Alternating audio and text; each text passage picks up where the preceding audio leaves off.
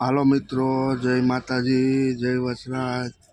આજે જો આપણે હરગવાનું શાક ટિફિનમાં લઈ આવ્યા છીએ, તો વિડીયો છેલ્લે સુધી જોજો, લાઈક સબસ્ક્રાઈબ કરજો મિત્રો। જે આપણે હરગવાનું શાક છે, આ આપણે રોટલી છે,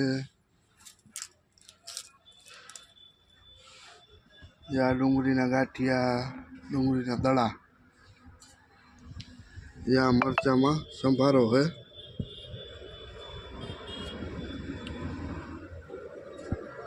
જે આ છાશ,